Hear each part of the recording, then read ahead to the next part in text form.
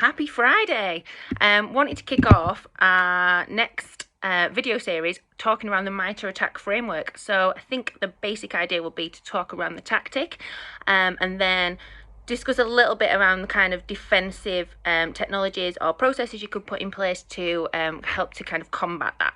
So today we're going to talk about reconnaissance. So this is kind of scoping out your target, gaining some information about them before you really launch the attack. So MITRE's framework talks around things like active scanning. So that's testing your infrastructure with network traffic, or maybe running a vulnerability scanner to look for any vulnerabilities that you might want to exploit.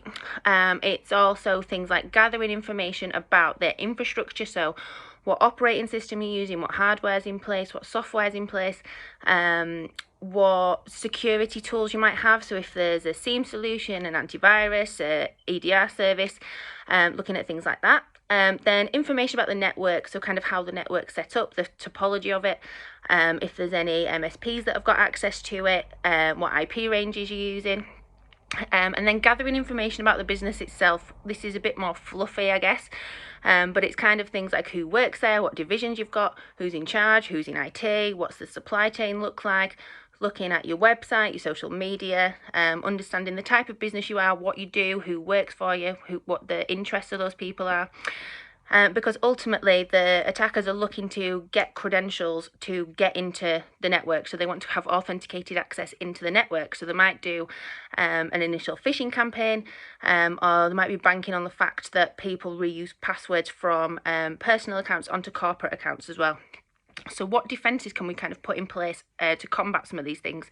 From an IT standpoint, it's looking at things like not having ports open unnecessarily, checking on your SIEM solution whether there's any alerts popping up around vulnerability scans being run that you've not run yourself, making sure you don't have people's email addresses on your website, so making sure you use things like a generic email address like a marketing at or a sales at.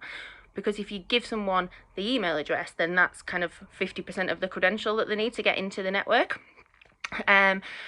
Also things like implementing multi-factor authentication. So if someone does get credentials, then they can't really use them.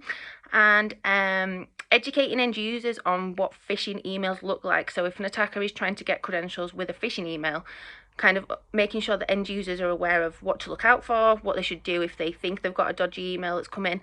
And making sure that they kind of understand the processes behind that.